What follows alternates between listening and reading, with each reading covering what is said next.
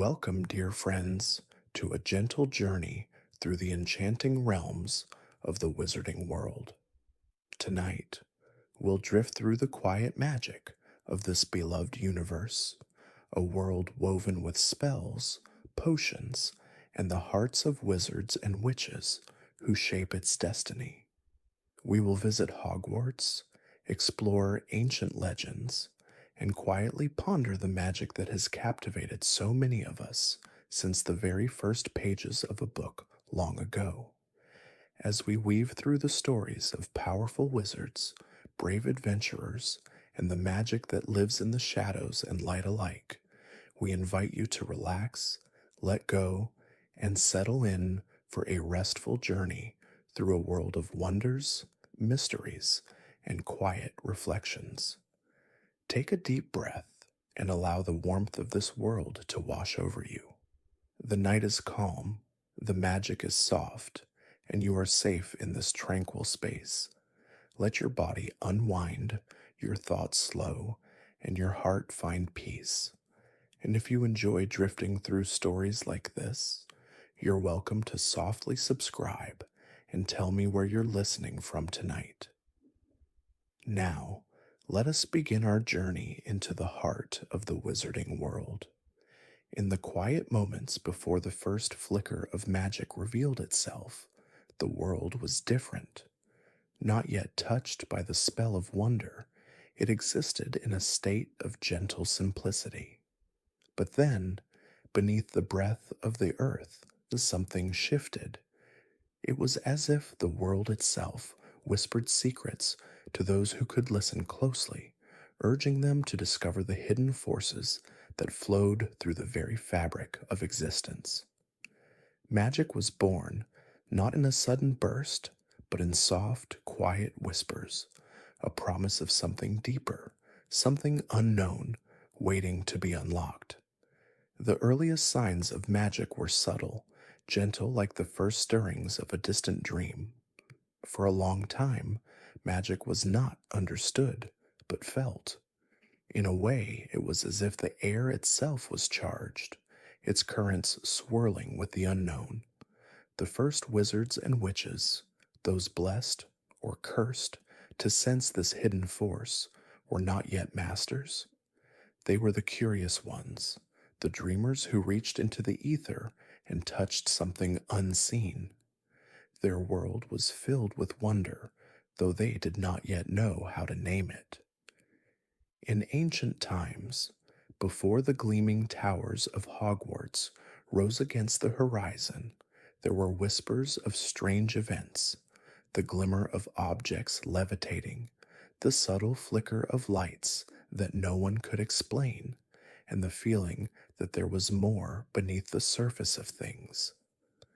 These first wizards, with their untrained eyes, knew not what to make of these strange happenings.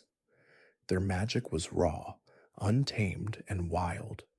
It was the stuff of myth, a secret known only to those willing to explore the depths of possibility.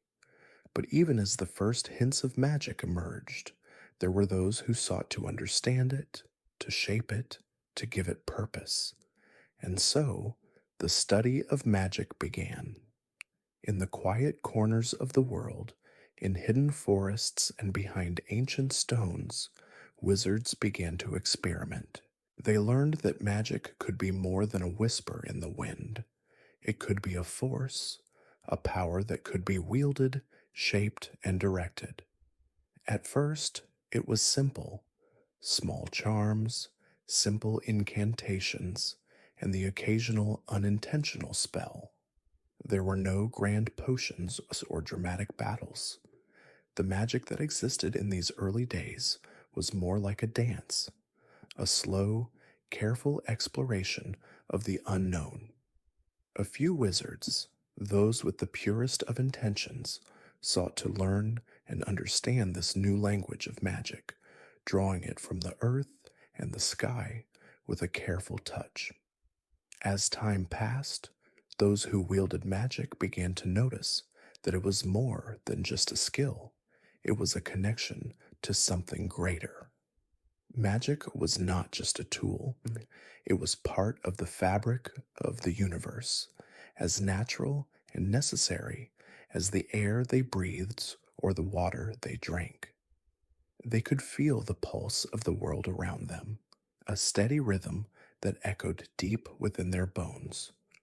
The more they practiced, the more they understood that magic was not simply an art. It was a living thing, growing, evolving, and changing just as they did. It was at this point that magic truly began to take shape. The wizards of ancient times, aware of their connection to the magical world, began to forge the first spells. These early incantations were not as refined as those we know today, but they were powerful in their simplicity. They spoke the words that shaped reality, gently bending the world to their will. A flick of the wrist, a softly whispered word, and the air would stir, objects would shift, and the world would change in response. But even as magic blossomed, it was still a secret. Few knew of its existence, and fewer still understood its true nature. Those who wielded magic did so in quiet corners, away from the eyes of the non magical world. In many ways, it was a lonely existence, one where the magic flowed freely, but was kept hidden from those who were not yet ready to understand. Still, there were those who sought to share the gift of magic with others. Those early wizards, driven by a sense of duty, began to teach the next generation. They passed down their knowledge in secret, careful not to draw attention to their work. They taught only those they trusted, those with the wisdom to wield magic with care. And so, the magical world grew, slowly, quietly, like the first stirrings of dawn. As the centuries passed, the magical world began to change. New ideas emerged, and with them, new magical techniques. The early spells evolved, becoming more complex, more powerful, and more specific. Magic was no longer just about simple charms and incantations. It had become a discipline, a science of sorts, one that could be studied and mastered with great skill. The wizards of old laid the foundation for a world that would one day give birth to the magical institutions we now know, places like Hogwarts School of Witchcraft and Wizardry, where magic would be studied, perfected, and passed down for generations to come. But even in those early days, magic was never fully understood. It was always a mystery, a puzzle to be solved. Its secrets were hidden in plain sight, waiting for the right moment to be revealed. And so, the birth of magic was not just the beginning of a new world. It was the start of an ongoing journey, one that would never truly end, as magic itself would continue to grow, evolve, and reveal its deepest truths. As we drift through the soft whispers of the ancient worlds, we can feel the pulse of that early magic, the same magic that still flows through the wands of witches and wizards today. It is the same magic that has shaped history, that has touched the hearts of so many, and that will continue to guide those who seek its truth. Take a moment now, dear listener, to close your eyes and imagine those first sparks of magic, the quiet whispers, the first signs of wonder, the slow unfolding of a world unlike any other. And in this stillness, allow yourself to drift deeper into the heart of the story, where magic is born anew with each breath you take. In the time before Hogwarts was a name whispered with reverence, the world of magic was a scattered one, full of individuals seeking knowledge and power, but none able to find a place that truly welcomed their craft. The need for a sanctuary, a place of learning, was felt deep in the hearts of many, wizards and witches who knew that magic, with all its beauty and danger, must be studied with great care and wisdom. And so, the dream of Hogwarts was born. It began with four souls, four wizards and witches, whose names would echo through time. Each of them was a master of their craft, deeply connected to their magic, and each was driven by a single, shared vision to create a place where the young minds of the wizarding world could grow in safety, a place where their talents could be nurtured and their minds sharpened. They were Godric Gryffindor, Salazar Slytherin, Helga Hufflepuff, and Rowena Ravenclaw. Together, they would lay the foundation for something that would outlast them all. The four founders each brought their unique gifts and perspectives to the creation of Hogwarts. Godric Gryffindor was known for his bravery and his unwavering belief in the power of courage. It was said that no challenge was too great for him, no danger too immense. His heart was fierce and his will unyielding, and it was this fire that helped ignite the spirit of Hogwarts. His house, Gryffindor, would come to symbolize the virtues of bravery, courage, and the willingness to stand up for what is right. Salazar Slytherin, in contrast, was a man of deep cunning and ambition. He believed that magic should be reserved for those with pure blood, those who could trace their lineage back through the generations of magical families. His vision was one of strength and power and the preservation of tradition. Though his ideals would later spark conflict, his determination and strategic mind were key in shaping the foundation of the school. Slytherin House would come to represent ambition, resourcefulness, and a fierce desire to succeed. Helga Hufflepuff, with her kind heart and unshakable loyalty, brought balance to the vision of the four founders. She believed that every wizard and witch, no matter their background, should have the opportunity to learn and grow. Her values of fairness and hard work were a cornerstone of Hogwarts, and her house, Hufflepuff, would come to symbolize dedication, kindness, and a sense of community. It was her belief that the heart and soul of magic was not in the grand spells, but in the quiet, steady persistence of those who worked toward their goals. And then there was Rowena Ravenclaw, the intellectual of the group, whose wisdom and wit were unmatched. She was a seeker of knowledge, always striving for greater understanding and insight. To her, the mind was the greatest tool a wizard could possess, and it was through intellect and reason that true magic could be understood. Her house, Ravenclaw, would come to embody wisdom, creativity, and a love of learning.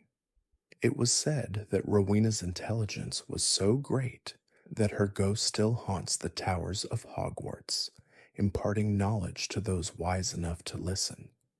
Together, these four founders created Hogwarts, each leaving their unique mark on the school they built. But the task was not without its challenges. The four were united in their dream, but their differences began to strain their bond. Salazar Slytherin's insistence on blood purity clashed with the more inclusive beliefs of the others. Their disagreements grew, and soon the harmony that once existed between the founders began to fracture. It is said that Salazar Slytherin left Hogwarts in anger, unable to reconcile with the others, taking with him a small group of followers. Though the founders' unity was broken, their dream had been realized. Hogwarts was a living, breathing entity, a school built not just on magic, but on the values of the four founders. The castle itself became a testament to their vision, a place where young witches and wizards could learn not just spells, but the deeper truths of magic. The courage to face one's fears, the ambition to succeed, the loyalty to support one another, and the wisdom to understand the mysteries of the universe. As the years passed, Hogwarts grew. Its halls echoed with the voices of students eager to learn, its walls lined with books and artifacts that chronicled the history of the magical world. The founders' houses, Gryffindor, Slytherin, Hufflepuff, and Ravenclaw, took on lives of their own, each becoming a distinct part of the Hogwarts experience.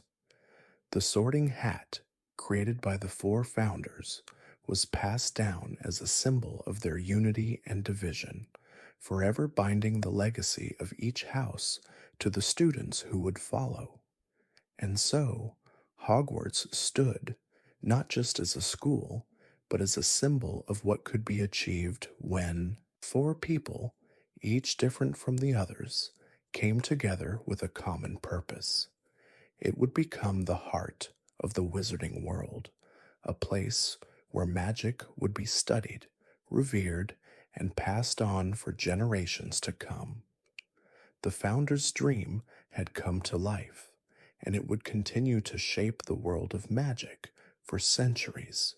As you listen to the soft whispers of these ancient tales, imagine the cool stone of the Hogwarts castle rising from the mist, the flickering light from the enchanted candles illuminating the great hall, and the sound of students laughing and learning in the corridors. Feel the weight of history that hangs in the air, the magic that still lingers in the very walls, as the legacy of these four founders lives on, carrying their vision into the future. Take a moment to let the image of this place fill your mind and allow yourself to drift deeper into this magical world where every step leads to new wonders and every turn brings a new discovery. The story of Hogwarts is inseparable from the stories of its founders, those four extraordinary witches and wizards whose visions and ideals would shape the school and the very world of magic itself. Each of them left behind not just a legacy of learning, but a legacy of values that still echo in the hearts of every student who steps through the castle's grand doors. Though their time together was short, the imprint of their lives is felt through every stone of Hogwarts, through the very air that hums with magic. And as the years passed, the students who passed through its halls would come to know that their journeys were not just shaped by the spells they learned, but by the ideals their founders upheld. Godric Gryffindor, the embodiment of courage and bravery, stood tall as a figure who believed in the power of the heart. His house, Gryffindor, came to represent the spirits of fighting for what is right, even in the face of danger. His legacy was not one of raw power, but of moral strength, a belief that standing up for what is just, no matter the consequences, was the truest form of magic. For him, it wasn't enough to simply be a wizard. One had to be a person of integrity, one who could summon the courage to do what was needed, no matter how difficult. Gryffindor's legacy can be found in every student who has ever faced a daunting challenge, in every student who has ever stood up to adversity. His house champions the brave, the bold, and those who show resilience in the face of fear. It is a house that celebrates the quiet strength in the hearts of its members, the heroes who may not seek the spotlight, but whose courage burns brightest when faced with the darkness. Every student who wears the red and gold colors of Gryffindor carries within them the spirit of Godric Gryffindor, the spirit of doing what is right, even when it is not easy. Then there was Salazar Slytherin, whose legacy is defined by ambition, cunning, and the belief in the superiority of pure blood wizards. His ideals were controversial, his beliefs rooted in a desire to preserve the strength and purity of magic. Yet, even in the shadow of these views, his impact cannot be denied. Slytherin was a man who valued ambition above all, the belief that only those with the drive and determination to succeed would reach the highest echelons of magical society. He sought to create a world where only the strongest wizards would thrive, where power and skill were the ultimate goals.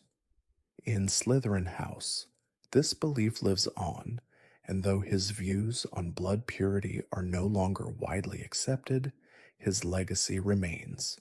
The house champions ambition, resourcefulness, and self preservation. Those who are sorted into Slytherin are not just taught to value magic, but to value the path to mastery. They learn that nothing comes easily, and the greatest rewards are for those who are willing to do whatever it takes to succeed. The cunning and strategic minds of Slytherins are often the ones who shape the future, leading with a careful hand and unyielding will. But it wasn't just ambition that defined the founders. Helga Hufflepuff, with her gentle spirit and open heart, brought a sense of balance and kindness to the table. Her legacy is rooted in the belief that loyalty, hard work, and fairness are just as important as any other trait. Her house, Hufflepuff, became a refuge for those who might not have the fiery courage of Gryffindor or the sharp cunning of Slytherin, but who possessed a quiet determination to do what is right. It is a house that celebrates honesty, loyalty, and the power of community. Helga Hufflepuff's values continue to shape the very essence of Hogwarts. Her legacy is in the students who work diligently, quietly achieving great things through persistence and patience. It is in the friendships that form in the most unexpected places, and in the soft smiles of students who may not seek the limelight, but who make the world better with their unwavering kindness and loyalty. Hufflepuff House teaches its members that the strength of a person lies not in their grand gestures, but in their steady commitment to doing good, to supporting one another, and to never giving up. And then there was Rowena Ravenclaw, whose sharp mind and thirst for knowledge left an indelible mark on the wizarding world. Her legacy is one of intellectual curiosity, a pursuit of knowledge for its own sake, and the belief that wisdom and creativity were the keys to unlocking the deepest secrets of magic. Ravenclaw House became a home for those with a love of learning, for those who saw the world not just for what it was, but for what it could become. Rowena believed that magic could be understood through reason, through careful study, and that only those with the sharpest minds could truly comprehend its depth. Her legacy lives on in the hearts of every student who seeks to answer questions, to unravel mysteries, and to push the boundaries of what is possible. Ravenclaws are taught that magic is not just something that happens. It is something to be explored, to be understood, and to be respected. It is a legacy that encourages critical thinking, the pursuit of knowledge, and the creative exploration of new ideas. Each of the founders brought something invaluable to Hogwarts, and their legacies continue to shape the school and its students. Though their time together was brief, their impact is timeless, woven into the very fabric of the magical world. Their values, courage, ambition, loyalty, and wisdom are not just ideals, but living principles that guide each new generation of witches and wizards. As you imagine the hallowed halls of Hogwarts filled with the echoes of these great founders, allow yourself to feel the deep connection to their legacies. Picture the students who walked these halls long before you, each of them carrying a piece of the founder they belong to, each of them continuing the work that began so long ago. The lessons they imparted are timeless, and they are with us always, guiding our choices, our actions, and our hearts. Take a moment to reflect on the legacy of the founders and the magic they created. Let their values fill you, and imagine yourself walking the corridors of Hogwarts, where the whispers of their dreams still linger in the air, soft and eternal. There is a moment unique to every young wizard or witch who steps onto the grounds of Hogwarts when they first feel the weight of their destiny, the moment when they are called to sit upon the ancient sorting hat. It is a moment filled with anticipation, excitement, and perhaps a tinge of nervousness. For the sorting hat is no mere object, it is a relic of the past, woven with the very essence of Hogwarts and the founders who dreamed of a school where magical minds could grow and learn. The sorting hat was not created to be an ordinary magical item. No, it was born from the minds of the four founders, each contributing their own vision to its creation.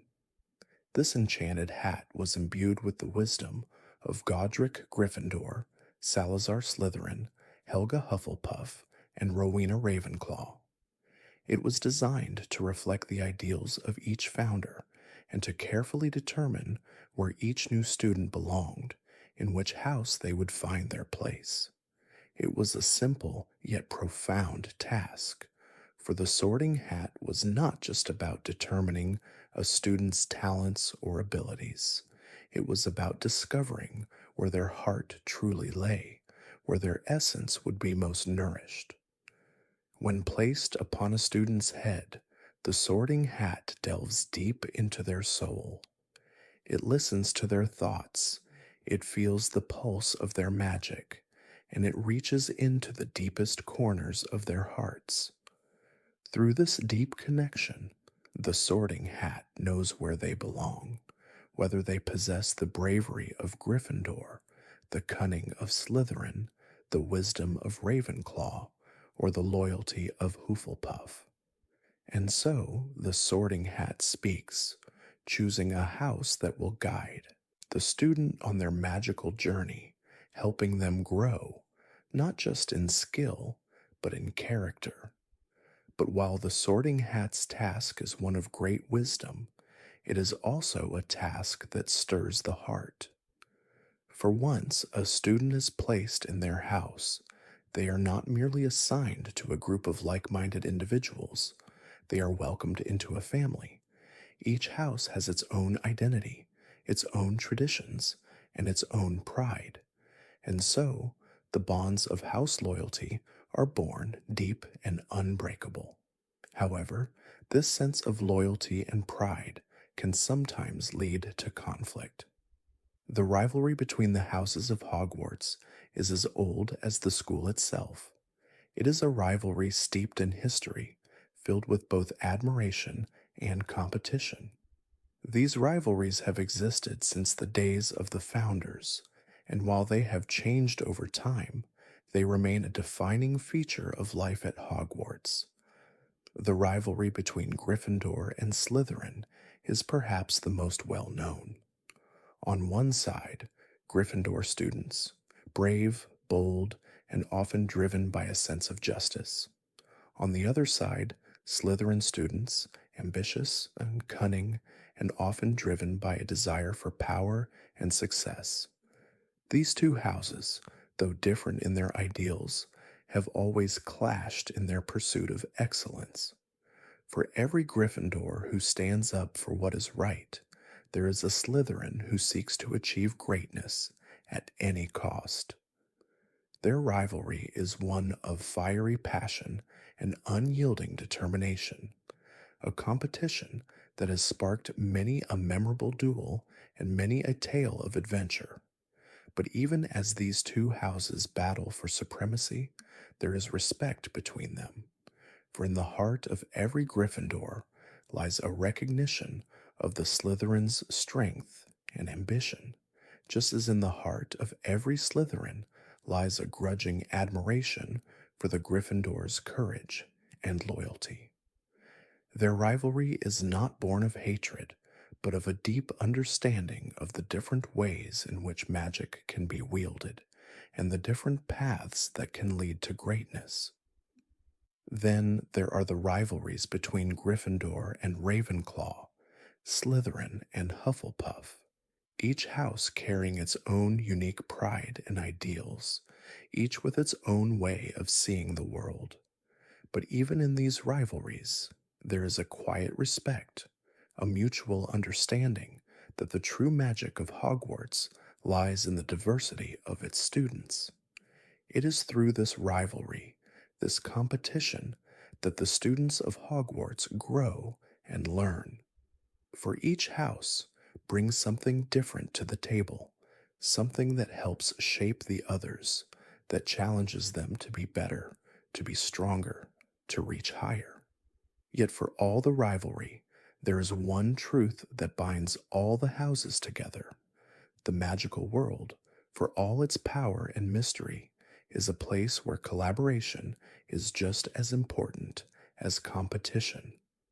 Each house has something to offer, and it is in their unity that the true strength of Hogwarts lies. Though Gryffindor may face danger with courage, and Slytherin may achieve great things through cunning, it is the support of others, the friendships forged in the common rooms, the alliances made across house lines, that truly strengthens the wizarding world. In the end, the Sorting Hat's choice is not just about placing students into boxes. It is about showing them where they belong, where their values can be nurtured, and where they can grow into the wizard or witch they are meant to be. The rivalry between the houses, while fierce, is not the end of the story. It is just the beginning. For in the end, every student at Hogwarts is united by one thing: the magic that binds them all together, the shared history, and the desire to learn, to grow, and to discover the mysteries of the world.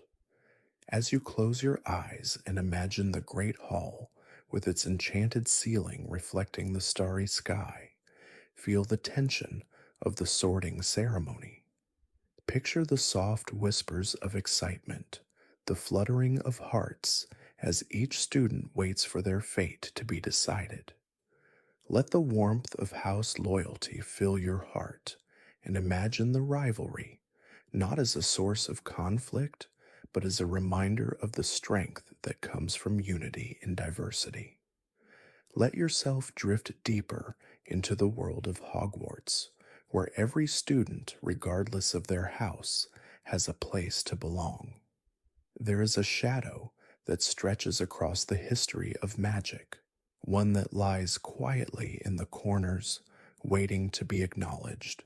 It is the dark magic, the force that whispers promises of power, control, and mastery, but at a cost far greater than many ever realize. Unlike the magic of the four founders, which was born from ideals of bravery, wisdom, and loyalty, dark magic rose from the depths of greed, fear, and ambition. It is a force that, once harnessed, demands everything in return. The earliest signs of dark magic were subtle, whispers carried on the wind, glimmers of power that could bend the world to one's will. At first, it seemed innocent, a slight twisting of reality, a charm that brought what one desired without harm. But as with all magic, there was a darker undercurrent, one that could turn these small tricks into something far more dangerous. Dark magic is not about balance, it is about imbalance. It is the desire to take what is not freely given, to control what should remain free, and to possess what cannot truly be owned. The first dark wizards did not see themselves as evil. They saw themselves as powerful, as above the rules that governed the world. They believed that magic was a tool to be wielded, not with wisdom, but with strength. The early practitioners of dark magic sought to conquer the forces that governed the universe, bending them to their will. What began as curiosity and experimentation soon grew into a hunger for dominance. The very essence of magic, a gift, became something to be exploited, twisted, and manipulated for personal gain. As dark magic grew, so did the legends of those who wielded it. The dark wizards were not mere rebels, not simply discontented with the status quo. They were people consumed by a need for more power, more control, and more recognition. They were the first to experiment with curses, with spells designed to harm, to control, to destroy. These were not the light-hearted charms taught in Hogwarts classrooms. They were dark incantations, the kind that left scars on the soul as much as the body. It wasn't long before dark magic became synonymous with fear. Those who practiced it were no longer seen as rebels, but as threats, dark figures who operated from the shadows, their power a force to be reckoned with. But what made dark magic so dangerous was not just the harm it could cause, but the way it corrupted. Once a wizard or witch embraced dark magic, it left a mark on them. It twisted their intentions, their desires, their very sense of right and wrong. It is said that dark magic takes the soul of its wielder and breaks it, shaping them into something unrecognizable, something driven by power and control rather than compassion or empathy. The rise of dark magic was not just about individual wizards seeking personal power. It was about the creation of a movement, an ideology that saw magic as something to be dominated and controlled rather than understood and respected. It was the beginning of a culture of fear where dark wizards sought to impose their will upon the wizarding world, to carve out a space where they could rule unchallenged. It was a movement that would give birth to the Dark Lord, whose very name would inspire dread in the hearts of all who heard it. Yet, even in the darkest times, there were those who resisted. Not everyone was swayed by the promises of power and control. There were those who saw the danger in dark magic, who understood that its corruption was far worse than any of the promises it made. And so, there arose those who stood against it, the brave, the selfless, the ones who chose to fight not just for their own survival, but for the survival of their world. These were the ones who would go on to form the Order of the Phoenix, a group of witches and wizards who dedicated their lives to protecting the innocent and resisting the spread of dark magic. But even as the forces of light gathered, dark magic continued to rise. It was a force that could not be easily defeated, for it was not just in the spells that were cast, but in the hearts of those who were drawn to it. It preyed upon their fears, their insecurities, their desires. Dark magic promised power, but it took away everything else. It consumed the very essence of the wizard or witch who wielded it. In the quiet corners of the wizarding world, there were whispers of the Dark Lord's return. The idea of a single wizard who could command the forces of dark magic, whose will could bend the world to his desires, was terrifying. But the greatest fear of all was not just the Dark Lord himself, but the power of dark magic to corrupt and divide. It was a force that could turn friends into enemies, brothers into betrayers, and innocents into pawns in a larger game. As the years passed, dark magic grew stronger, but it also became more dangerous, more volatile. The more power it offered, the more it demanded in return. Wizards and witches who fell under its sway found themselves trapped, caught in a cycle of destruction they could not escape. And even as they reached for greater power, the darkness consumed them, leaving only shadows behind. The rise of dark magic, though it began with a few individuals, soon spread throughout the wizarding world. It became a cancer, one that threatened to tear apart the very fabric of the magical community. The desire for power and control became an obsession, a sickness that could not be cured. It was a force that had to be confronted, fought, and ultimately vanquished. But the battle against dark magic was never just about defeating a single dark wizard. It was about fighting the darkness within the hearts of those who were seduced by it, and reminding them that magic, at its heart, is meant to bring light into the world, not darkness. As you drift through the shadows of the wizarding world, take a moment to reflect on the quiet strength of those who stood against the rise of dark magic. Picture the brave faces of those who fought not just with wands, but with their hearts, their love for the world they sought to protect. Feel the weight of the darkness as it looms, but also feel the light that continues to shine, no matter how faint, no matter how distant. The battle against dark magic is not one of grand gestures, but of quiet, steady resistance.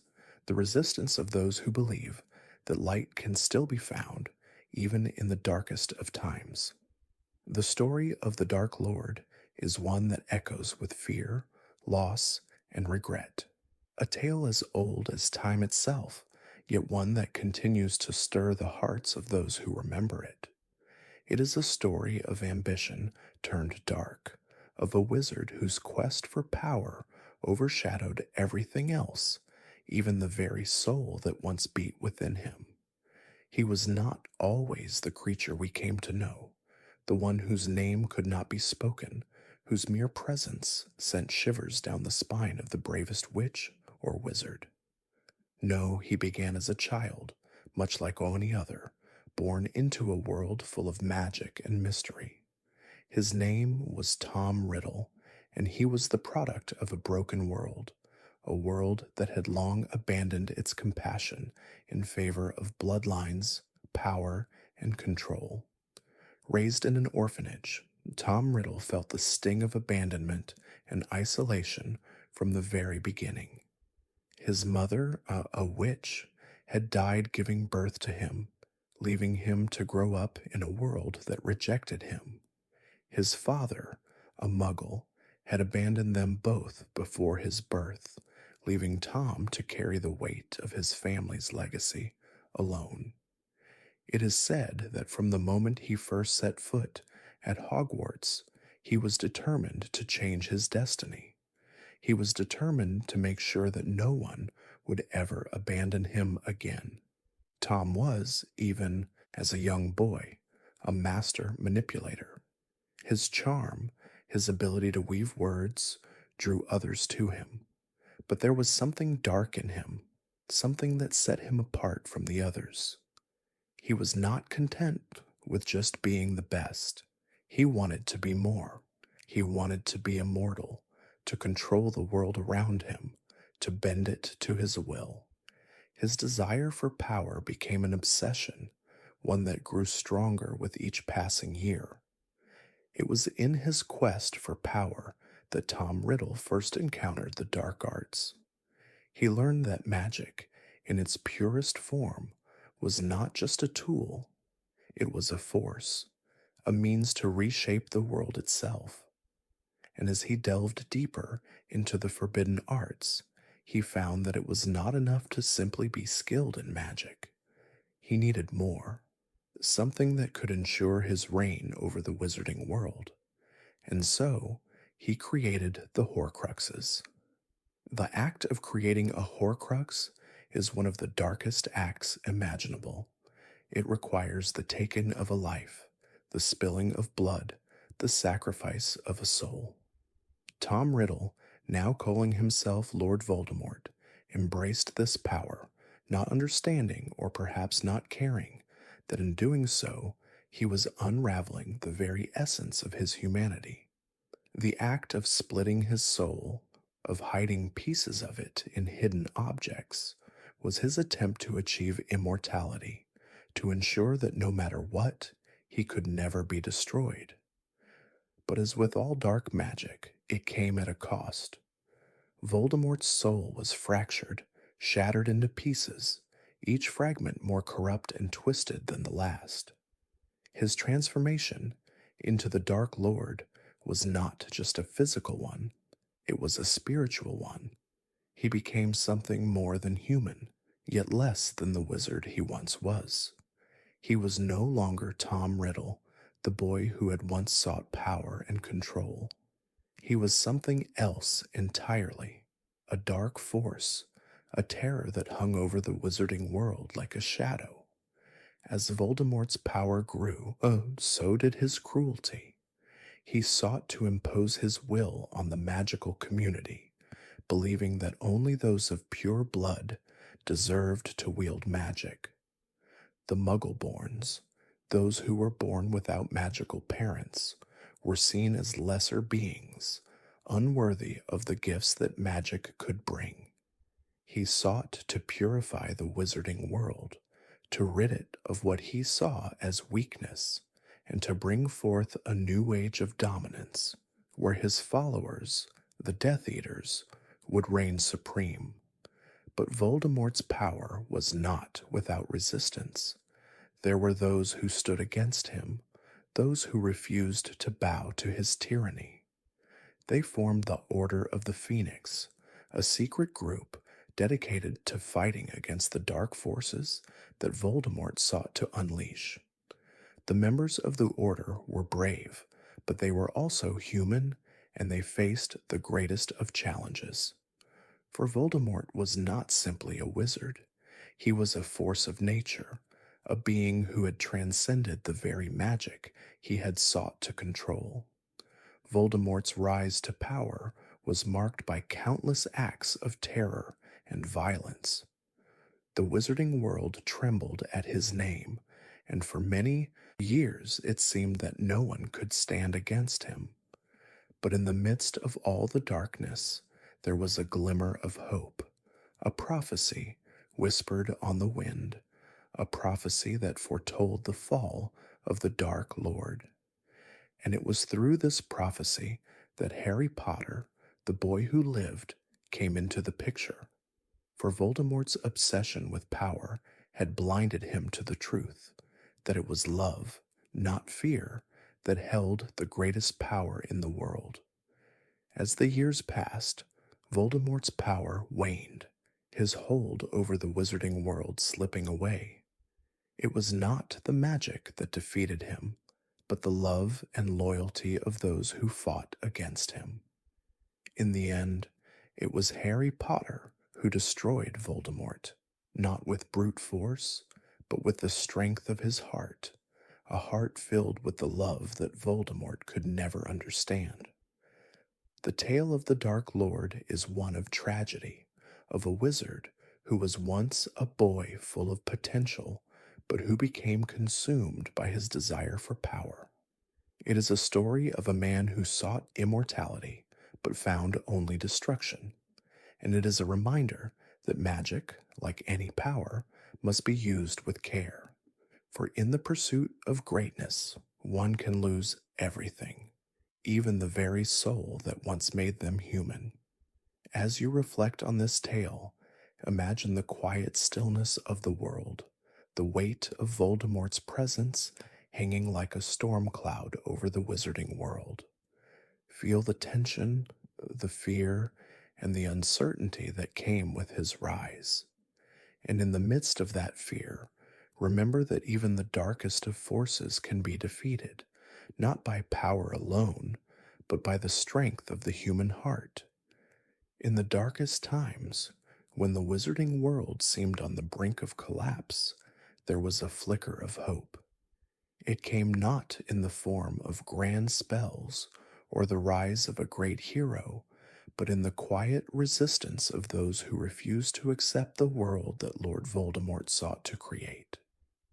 This resistance took form in the Order of the Phoenix, a secret group of witches and wizards who dedicated their lives to opposing the forces of darkness. The Order of the Phoenix was not born from ambition or a desire for power.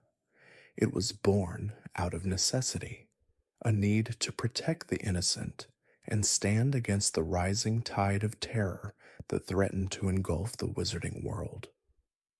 Led by Albus Dumbledore, the greatest wizard of his time, the Order became a beacon of light in a time of darkness, a symbol of defiance against the Dark Lord's reign. The members of the Order came from all walks of life.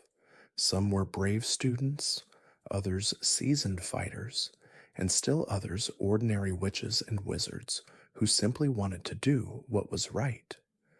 Together, they formed a network of resistance, operating in secret, hidden away from the prying eyes of Voldemort's followers, the Death Eaters. They worked in the shadows, gathering information, protecting those in need, and fighting back in whatever ways they could. But it was not just their actions that defined the Order, it was their unity. The strength of the Order lay not in its individual members, but in the bonds they shared. They were united by a single purpose: to protect the wizarding world from the darkness that sought to consume it.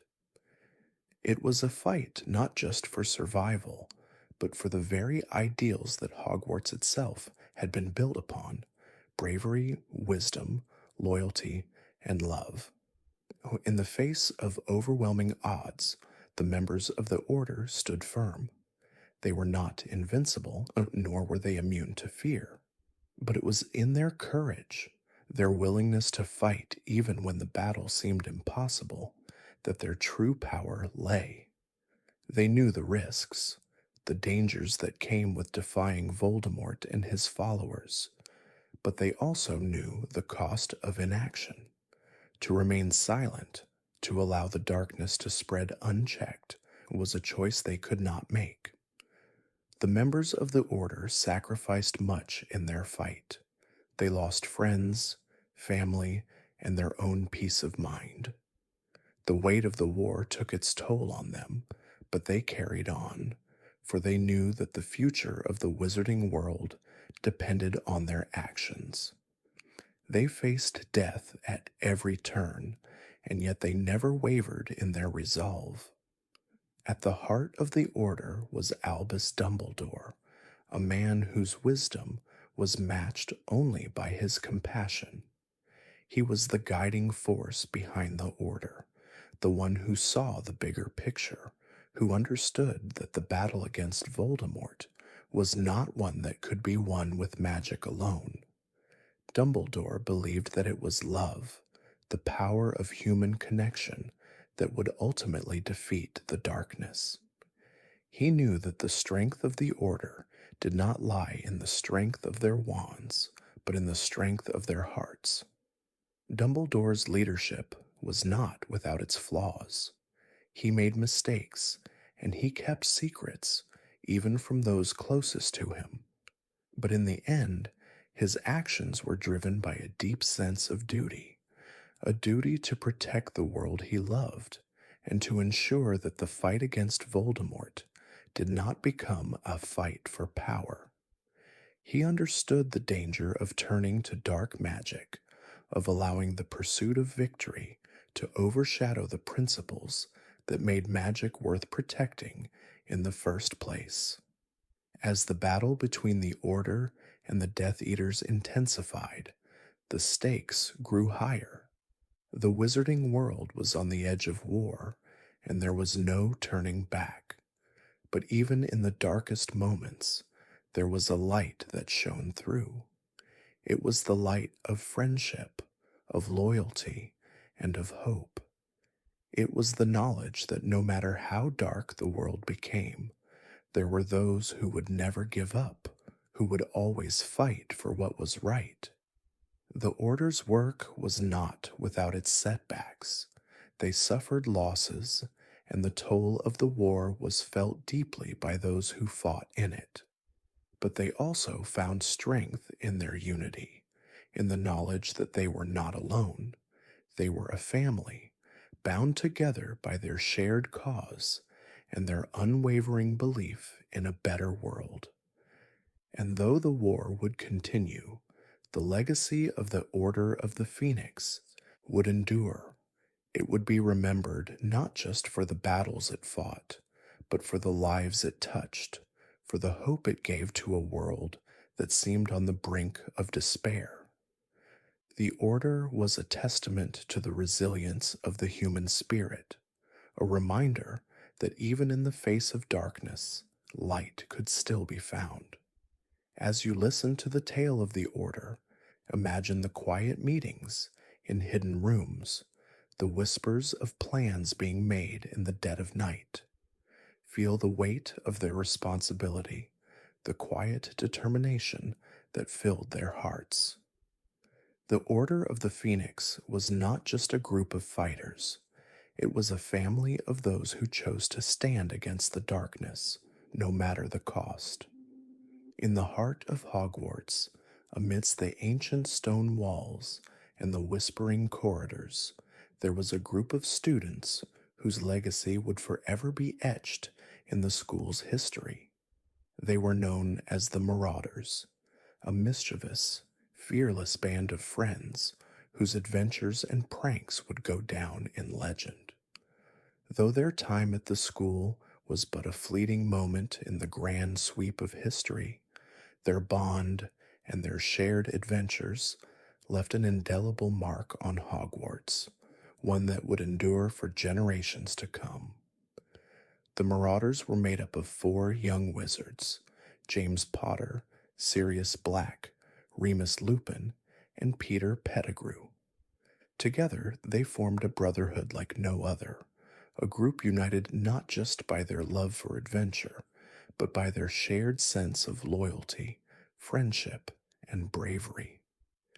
They were bound by more than just their magical abilities.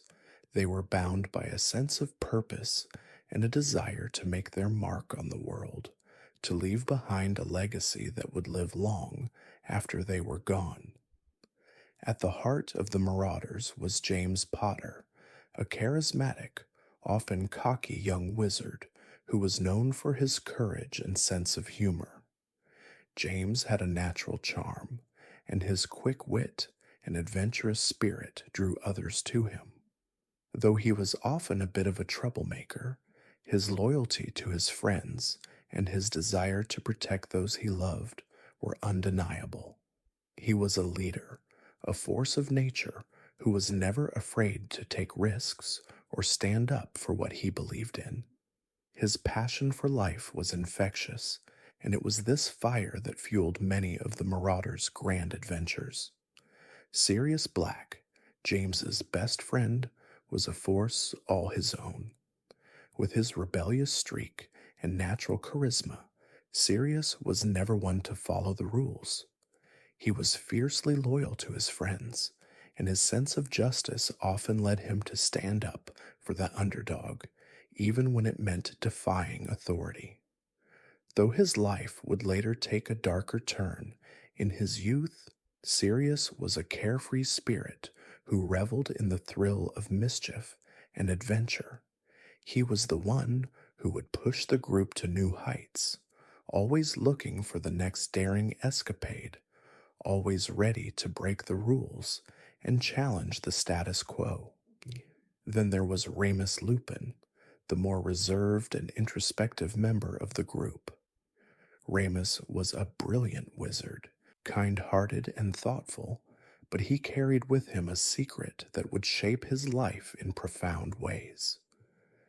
As a young boy, Remus had been bitten by a werewolf, and he was forced to live with the curse of lycanthropy.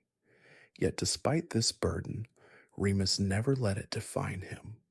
His friends accepted him without question, and together they created a world where he didn't have to hide, a world where his condition did not make him any less of a person. Remus was the voice of reason in the group, the one who would remind his friends of the consequences of their actions, even as they embarked on their wild adventures. Lastly, there was Peter Pettigrew, the quiet, unassuming member of the group.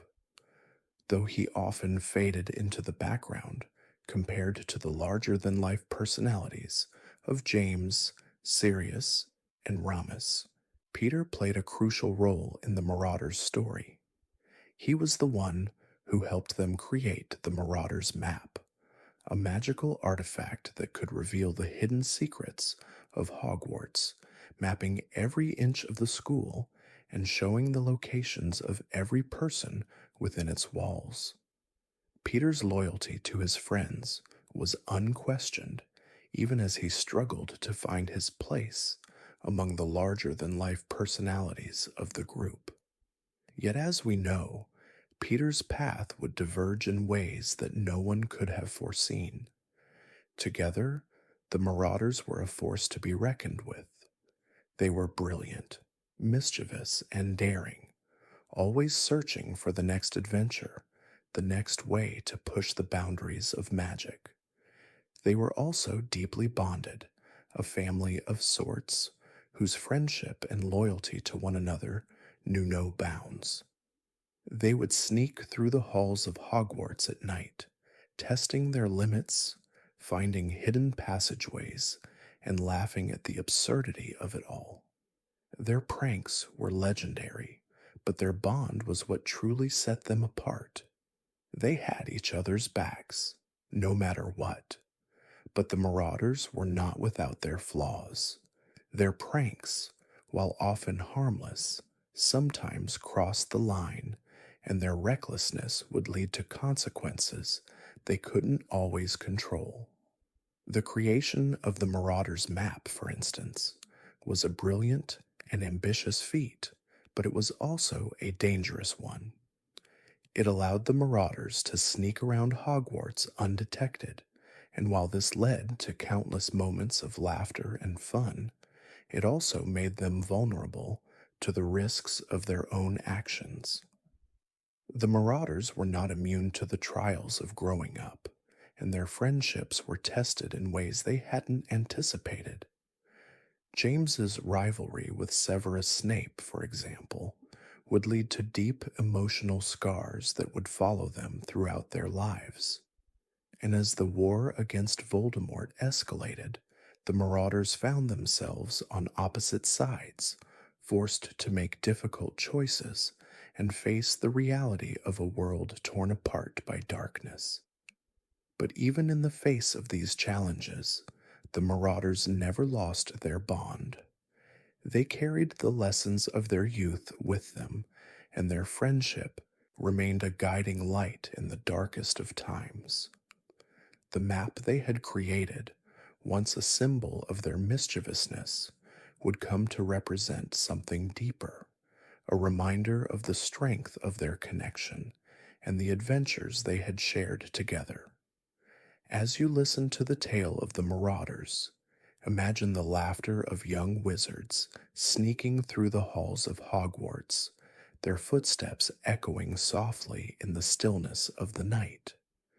Picture the warmth of their friendship, the unspoken understanding that came with being part of something greater than themselves. The Marauders were more than just troublemakers.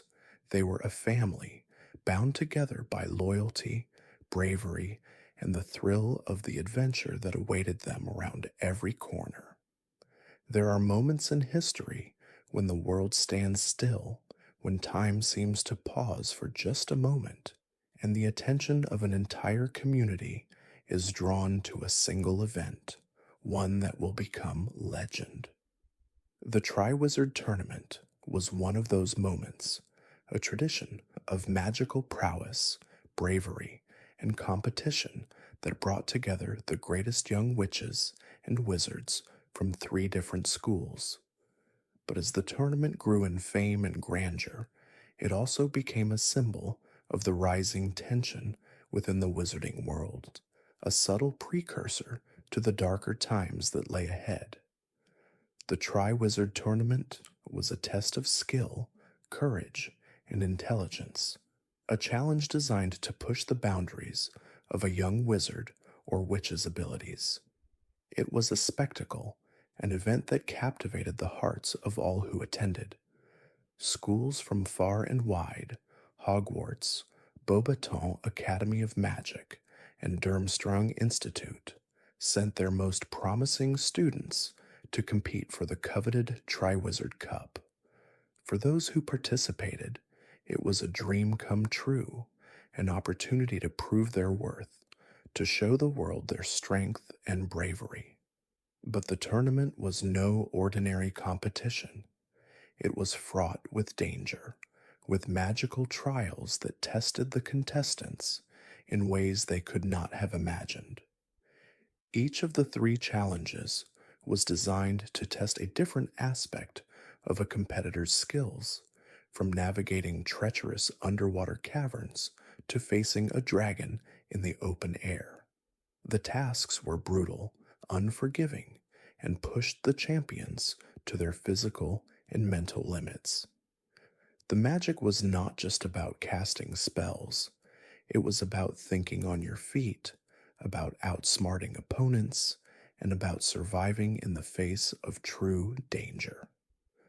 For the students who took part, the tournament was a proving ground, a place where they could showcase their talents, earn the respect of their peers, and claim the admiration of their school.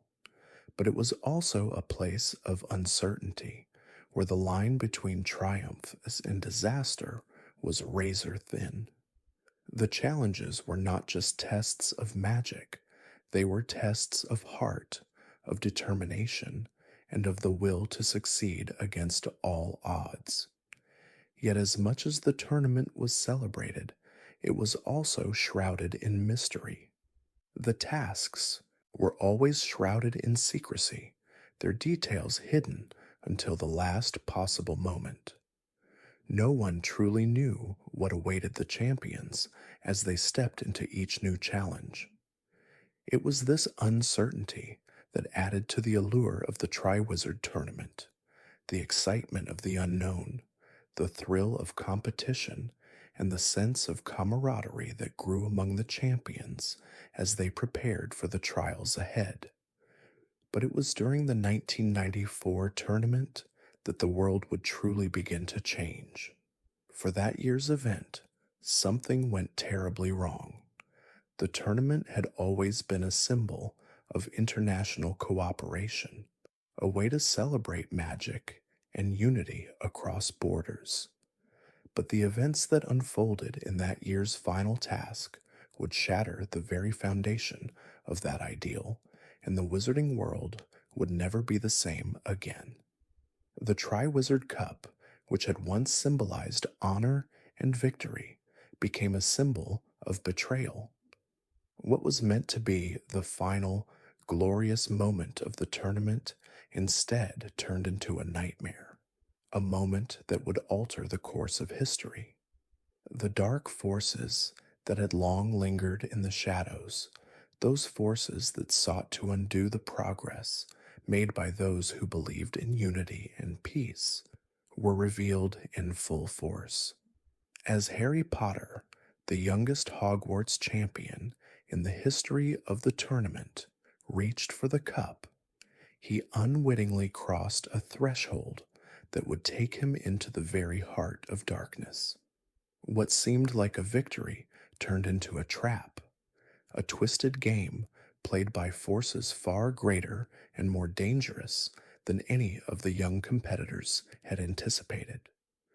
The Triwizard Cup became a portkey, a magical device that transported Harry and Cedric Diggory, another Hogwarts champion, to a graveyard where they encountered the reborn Lord Voldemort. In that moment, the tournament's festive atmosphere collapsed into horror, and the world of magic was irrevocably changed. The death of Cedric Diggory marked the end of the era of innocence, and the return of Voldemort heralded the beginning of a new age of darkness. The tournament, which had been a celebration of young talent, had unwittingly served as a catalyst for the resurrection of the Dark Lord. For Harry, the memories of that night would haunt him for the rest of his life. The images of Voldemort's return, the pain of witnessing Cedric's death, and the terror of realizing that the dark forces had returned with renewed strength, all of these would shape the rest of his journey. But even in the face of such tragedy, there was still hope. For Harry and his friends knew that the fight against darkness was far from over, and that the lessons learned in the Triwizard Tournament, the courage to stand up in the face of fear, the loyalty to one another, and the strength to keep moving forward, would guide them as they faced the growing storm. As you reflect on the Triwizard Tournament, picture the grandeur of the opening ceremony, the magic in the air as the champions prepared for their first task, the tension as each challenge unfolded. Feel the rush of excitement, but also the underlying sense of danger, the feeling that this was more than just a game. The tournament may have begun as a celebration of magic, but it became something far darker, a symbol of the uncertainty and fear that would soon consume the wizarding world. Let yourself drift through the memories of those who competed, those who cheered from the stands, and those who, like Harry, found themselves caught up in a game far more dangerous than they could ever have imagined. The Triwizard Tournament was more than just a series of challenges. It was a turning point, a reminder that even in the world of magic, there is always darkness, and that the fight against it is a battle that never truly ends. In the shadow of Voldemort's return, the wizarding world trembled. But it was not just the Dark Lord's power that instilled fear. It was the followers he had gathered, the Death Eaters, whose very name sent chills through the hearts of witches and wizards alike. These were the dark disciples of Voldemort, individuals who shared his vision of a world ruled by purebloods, a world where the weak were crushed beneath the weight of power and bloodline. The Death Eaters were not mere servants. They were fervent believers in Voldemort's twisted ideology. They believed that their master was the true ruler of the wizarding world, and that it was their duty to help him achieve his dark vision. For them, loyalty was everything, and they were willing to commit any atrocity in his name, from torture to murder, to ensure his rise to power. The Death Eaters were a brotherhood of fear and ambition, bound not by love or respect, but by a shared hunger for control. Voldemort's followers came from all walks of life. Some were born into powerful magical families, their bloodlines pure and their ambitions high. Others were less fortunate, drawn to the Dark Lord not by birthright, but by a desire for recognition, power, and purpose.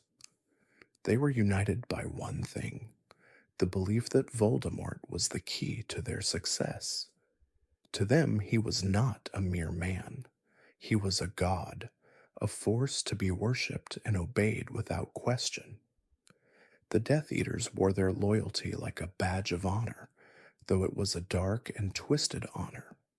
They bore the Dark Mark, a symbol of their bond with Voldemort, a mark that would strike terror into the hearts of anyone who saw it. The Dark Mark was not just a symbol of allegiance, it was a symbol of fear. When it appeared in the sky, it was a signal that death and destruction were soon to follow. It was a warning that Voldemort and his followers had come, and they would stop at nothing to achieve their goals. Under Voldemort's leadership, the Death Eaters began their reign of terror, targeting those they deemed unworthy of magic, Muggle-borns, half-bloods, and anyone who stood in their way. They struck in the dark of night, ambushing their victims and using fear as their weapon. They burned villages, destroyed homes, and left a trail of pain and suffering in their wake. The Wizarding World, once a place of magic and wonder, became a world of shadows, a place where fear and mistrust permeated every corner. The rise of the Death Eaters marked the beginning of a war that would consume the Wizarding World and change it forever. The Ministry of Magic, once a symbol of order and control, was powerless in the face of Voldemort's forces. The Aurors, the most skilled and powerful witches and wizards tasked with protecting the magical community, were outmatched and overwhelmed. Voldemort's influence spread like a disease, infecting every part of the magical world, from the highest towers of the Ministry to the humble homes of witches and wizards who had never sought power, but who found themselves caught in the crossfire. The Death Eaters were Voldemort's most trusted servants, but they were also his most dangerous enemies. They were the ones who had the power to destroy, to crush the very heart of the magical community. They were the ones who would stop at nothing to see Voldemort's vision realized. They were his eyes and ears, his hands and feet, the force that carried out his will, no matter the cost. Yet even as the Death Eaters grew stronger, there were those who refused to bow to the darkness. There were those who stood in defiance, who fought back against the terror that threatened to engulf them. The Order of the Phoenix, still struggling to protect the innocent, became more vital than ever. They were the resistance, the last line of defense against the Death Eaters and their master. Though they were outnumbered and outmatched, they refused to give up, knowing that the fight was not just for their survival, but for the survival of everything they held dear. As Voldemort's power grew, so did the strength of his followers. The Death Eaters became a terrifying force, their attacks becoming more brutal and relentless. They infiltrated the highest ranks of society, gaining positions of power and influence. They spread lies, created fear, and divided the magical world against itself. They were not just enemies of the Order, they were enemies of everything that the Wizarding World stood for: equality, love, and the belief that magic was a gift to be shared, not a weapon to be wielded by a select few.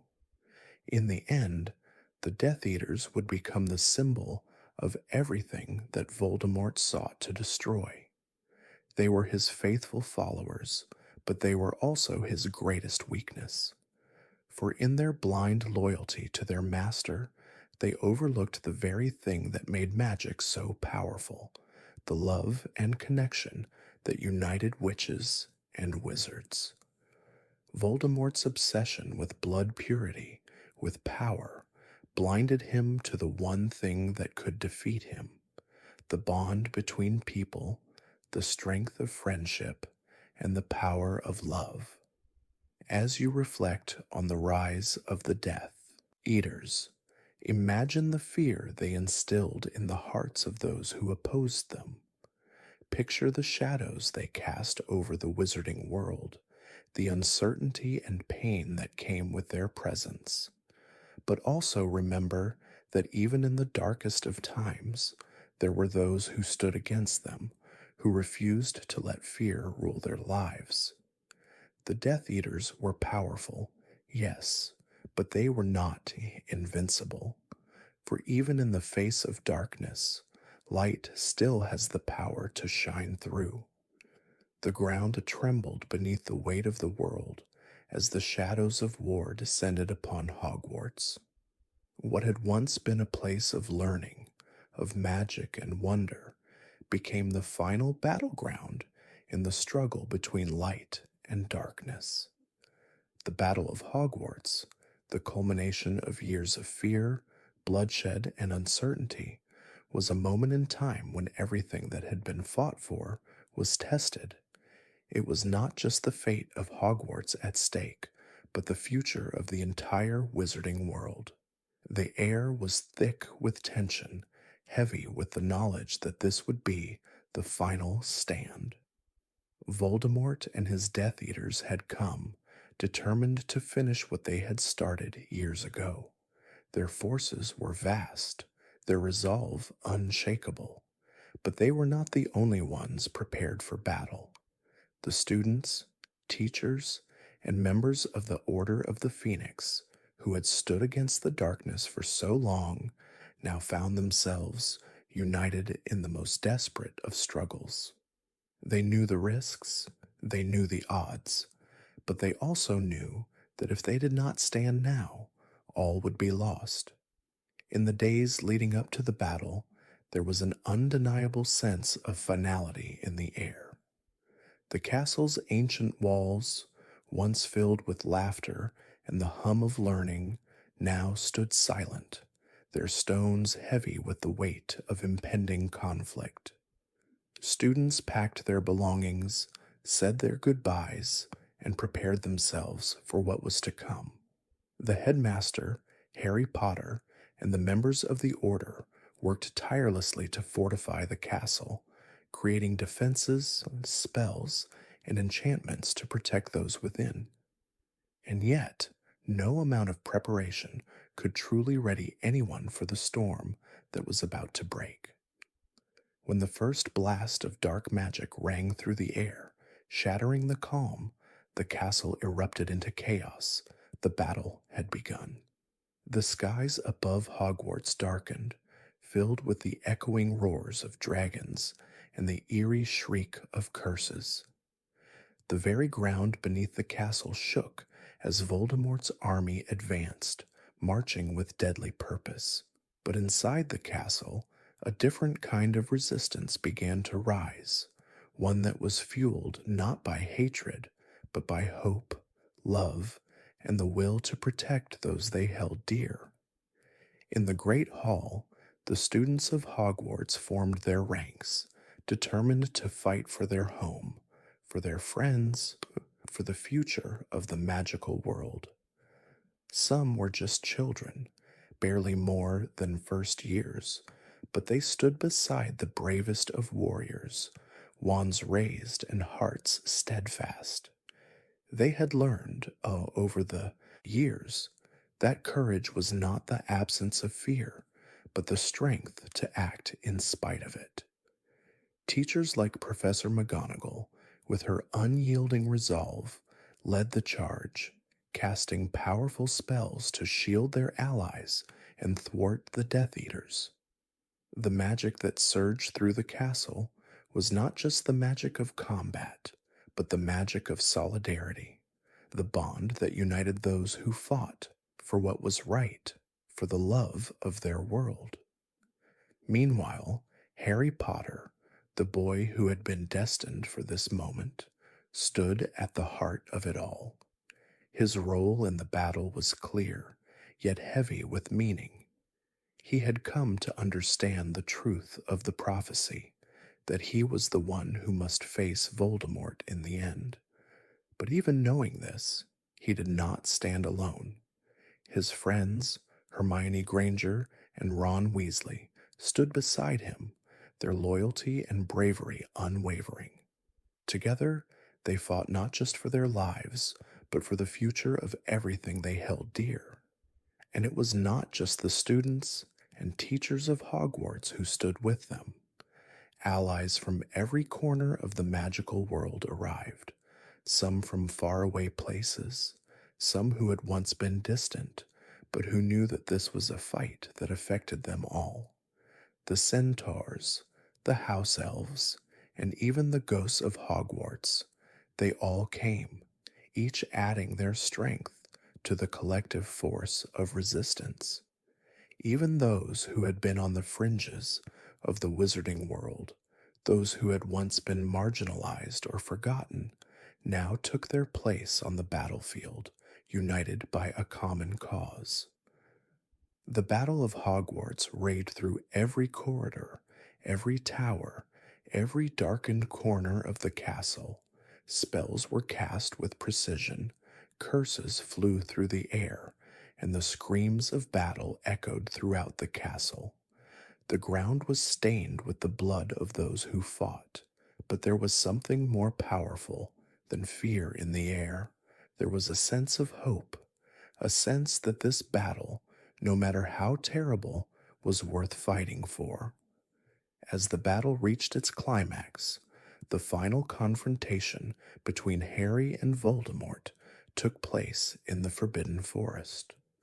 The two wizards, now locked in a duel of unimaginable power, represented everything that the battle stood for: the light of hope against the darkness of tyranny. And in the end, it was not magic alone that brought victory, but the strength of love, the bonds of friendship, and the sacrifices made by those willing to stand for what was right, no matter the cost. When the dust finally settled and the castle fell silent once more, the battle was over. The Dark Lord had been defeated, and Voldemort's reign of terror was no more.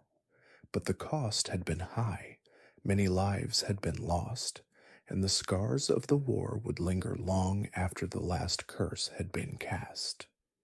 Yet even in the wake of such devastation, there was a sense of renewal. Hogwarts, though battered and broken, had withstood the storm. Its walls were scarred, but its heart remained strong. As the survivors of the battle gathered in the great hall, a quiet peace settled over them. The war was over, but the world they would rebuild was a world where love, loyalty, and friendship would guide the future. The legacy of those who had fallen would live on, their sacrifices honored in the hearts of those who remained. The Battle of Hogwarts was not just a battle for survival, it was a battle for the very soul of the magical world. And in the end, it was love, the love that had united the students, the teachers, and the entire magical community, that proved to be the strongest magic of all.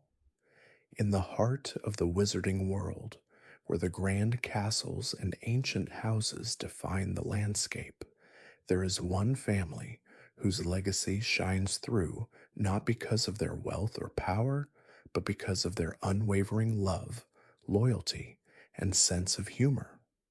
The Weasley family stands as a testament to the idea that the truest magic lies not in grand spells or enchanted objects, but in the strength of the bond shared between family members, the way they lift each other up, and the unspoken understanding that no matter what happens, they are always there for one another.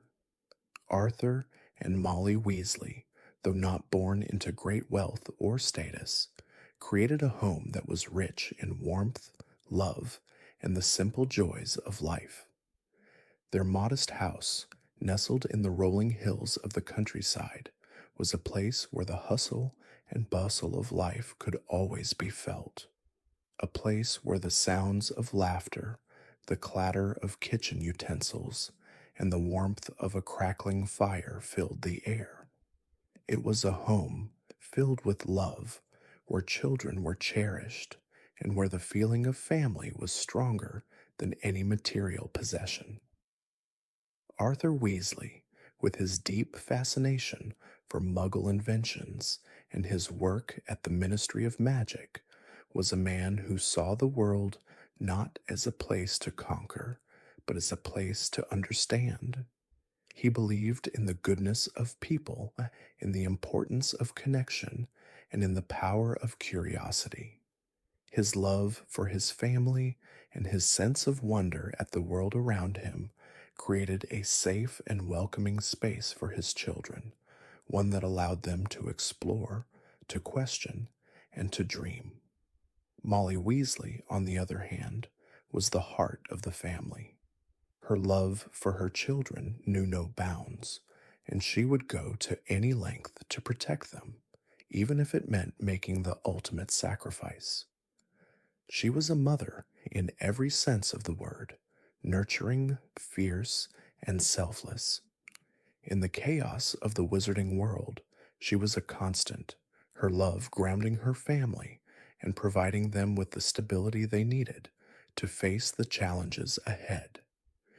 Together, Arthur and Molly created a home that was a sanctuary, not just for their own children, but for anyone who needed it. The Weasley family's door was always open, and their table always had room for one more. Their kindness and generosity were unmatched, and they treated everyone with the same warmth and care they gave to their own. It was this spirit that made the Weasleys a family like no other. The Weasley children, Bill, Charlie, Percy, Fred, George, Ron, and Ginny, each carried with them the lessons and values instilled by their parents.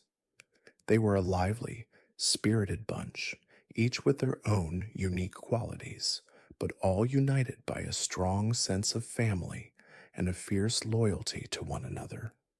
They grew up in a home where magic was as much a part of everyday life as the air they breathed, but it was their love for each other that truly made them special. Bill Weasley, the eldest, was a man of quiet strength and confidence. He went on to work for Gringotts, and later, his adventures in Egypt were the stuff of legend. He was the one who blazed a trail for the rest of the Weasley children, leading them to discover their own paths and passions.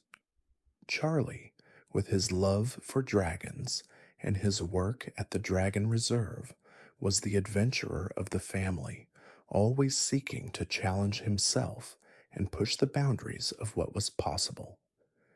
His courage and determination inspired those around him to never back down from a challenge. Percy Weasley, the ambitious middle child, was initially seen as the one who was most focused on rules and success. He was the one who sought to prove himself in the ministry, though his journey would eventually lead him to a realization about the importance of family and loyalty. Percy's story was one of growth and self-awareness, and his eventual reconciliation with his family stood as a reminder that even the most stubborn hearts can be softened by love. Then there were the twins, Fred and George. Together, they brought humor, joy, and mischief to every corner of the Weasley family. Their pranks, jokes, and inventions became legendary, and they opened the joke shop Weasley's Wizard Wheezes, which became a thriving business in Diagon Alley. Their bond was unbreakable, and their laughter was infectious. The loss of Fred, however, was a wound that would never heal for the family, a reminder that even in the darkest of times, love and laughter can be taken away in an instant. Ron, perhaps the most relatable of all the Weasley children, was the one who often felt overshadowed by his older brothers. But what he lacked in self-confidence, he more than made up for in loyalty, bravery, and heart. He stood by Harry's side through thick and thin, and it was his courage and unwavering friendship that made him a true hero. Ron may not have always believed in his own worth, but his family and friends knew that he was worth more than any accolade or title. Finally, there was Ginny, the youngest Weasley. She was fiercely independent, determined, and full of life. Ginny grew into a strong and confident young woman, not defined by her brothers, but by her own abilities and her own sense of self. She became a key player in the battle against Voldemort, showing the world that strength comes not from position, but from within. Ginny's legacy is one of empowerment and resilience, a reminder that the quietest voices can be the loudest in the fight for what is right. Through it all, the Weasley family stood together. They fought, they loved, they lost, and they carried on. Their legacy is not one of wealth or power, but of heart, of courage, and of unwavering loyalty to the people they loved. They taught the wizarding world that family is not defined by blood alone, but by the bonds we share, the sacrifices we make, and the love we give. As you reflect on the Weasley family, imagine the warmth of their home, the laughter echoing through the halls, and the quiet strength that held them together through every trial. Feel the love that flows through their story, and know that their legacy, built on love and loyalty, is one that will never be forgotten. Albus Dumbledore was more than just a headmaster at Hogwarts. He was a figure whose wisdom and compassion shaped not only the lives of those who knew him personally, but the entire magical world. Dumbledore's legacy is one of profound depth, a story that intertwines love, sacrifice, and the relentless pursuit of what is right, even in the face of overwhelming darkness. Dumbledore's story began long before he ever became the revered headmaster of Hogwarts. In his youth, Albus was a brilliant and ambitious wizard, eager to change the world. Alongside his friend Gellert Grindelwald, he dreamed of a new world order, one where wizards would rule over muggles for their own good. But as is often the case with grand ambitions, their shared dream was corrupted, and the friendship that once held great promise shattered under the weight of differing ideals.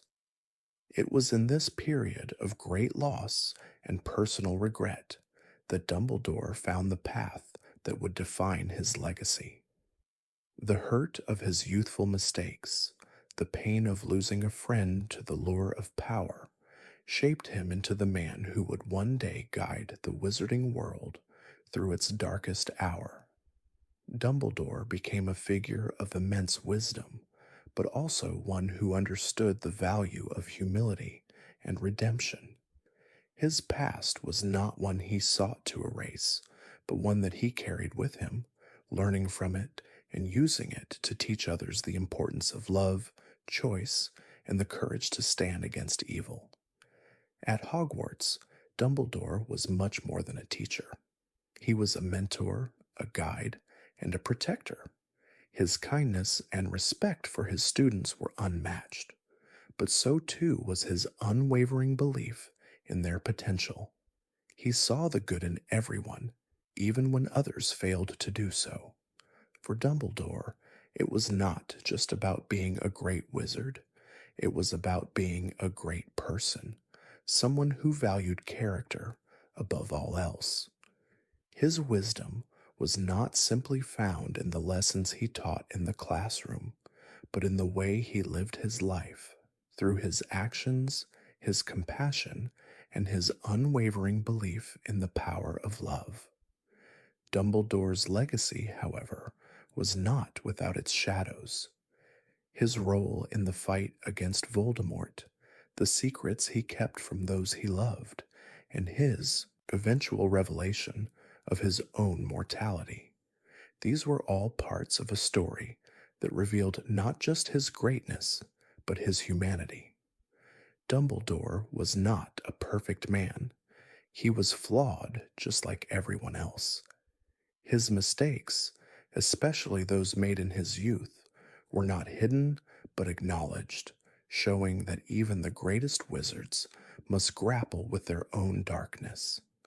Yet, it was in his darkest moments that Dumbledore showed the world the true depth of his character. When faced with the loss of his own life, knowing that he had set in motion events that would ultimately lead to his death, he chose to face it with grace. He never sought pity, nor did he demand recognition for his sacrifices. Instead, he focused on the future, on what was to come, and on the importance of others taking up the fight against evil in his place. Dumbledore knew that his time was limited, but he also knew that his true legacy would not lie in what he could achieve alone, but in how he inspired others to carry on his work. Dumbledore's relationship with Harry Potter was at the core of his final years, and it was in Harry that he placed his greatest hope. Dumbledore saw in Harry the qualities he valued most: courage, compassion, and an unwavering belief in what is right. But beyond that, Dumbledore understood that Harry's strength lay not in his magical abilities, but in his ability to love. It was this love that would ultimately destroy Voldemort, just as it had been love that saved Harry from the curse of the Dark Lord's killing curse all those years ago. And yet, as much as Dumbledore guided Harry, he also knew that Harry's journey was his own. He understood that Harry had to make the choices that would define his life, just as Dumbledore had made his own. Dumbledore never sought to control Harry, but to give him the tools to make the right choices. He believed that the choices we make, not the abilities we are born with, define who we are. In the end, Dumbledore's death marked the beginning of a new era, one where Harry and his friends would have to face the darkness without the guidance of their greatest mentor. But even in death, Dumbledore's legacy continued to guide them. His lessons lived on in their hearts, in the choices they made, and in the way they stood together to face the final battle against Voldemort.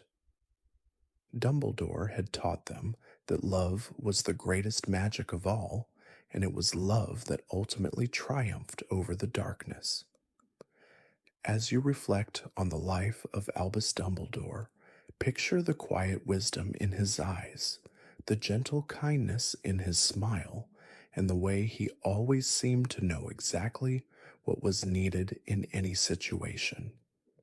Feel the weight of his choices, the sacrifices he made, and the love he gave so freely to those around him. Dumbledore's legacy is not just one of magic, but one of humanity, a reminder that greatness lies not in power or knowledge, but in love, sacrifice, and the courage to stand for what is right. The Forbidden Forest is a place of mystery, magic, and danger. It looms at the edge of Hogwarts, a dark, uncharted expanse that has both captivated and terrified generations of students. Unlike any other part of the school grounds, the forest is not a place for casual strolls or innocent exploration. It is a place that breathes with life, not the gentle life of a well-tended garden, but the wild, unpredictable life of a world untouched by the hands of humans. It is a world where the unknown thrives, where the ancient magic of the wizarding world pulses beneath the surface, and where the creatures of legend roam freely. For many, the very name Forbidden Forest evokes a sense of foreboding, a whispered warning to stay away. The forest trees are towering and ancient, their thick trunks winding up to the sky like the twisted fingers of giants. The leaves shimmer in an eerie green light, casting shadows that seem to shift and change with every passing moment. There is a deep stillness to the forest, but beneath that stillness lies a quiet hum of activity, a subtle magic that can be felt by anyone who dares to enter. It is within this vast expanse that Hogwarts students are warned never to venture alone, for the Forbidden Forest is home to some of the most dangerous and enigmatic creatures in the wizarding world. From the fierce and mysterious acromantulas to the elusive and ethereal thestrals, the forest teems with creatures that defy the laws of nature. Some are gentle and misunderstood, others are deadly and relentless, and all are part of the wild magic that flows through the forest like an untamed river. But despite the dangers, the forest has a deep pull on the hearts of those who enter it. For it is not just a place of terror, it is a place of discovery where one can learn more about the magic of the world, where the very air is thick with secrets waiting to be uncovered. Harry Potter, for one, found himself drawn to the Forbidden Forest more than once during his time at Hogwarts, each venture into its depths, offering him new revelations, new encounters, and new challenges. In his first year, Harry ventured into the forest with Draco Malfoy, Neville Longbottom, and Hermione Granger. They were tasked with finding the unicorn, a creature of unparalleled beauty and grace, whose blood could heal and whose presence could bring peace. But as they ventured deeper into the forest that night, they encountered not just the unicorn, but a much darker force, the figure of a shadowy figure whose very presence seemed to drain the light from the world around them. This figure, the one who had been hunting the unicorns, would later reveal himself as the dark wizard Voldemort, whose obsession with immortality and power had driven him to the depths of the forest in search of a way to restore his body.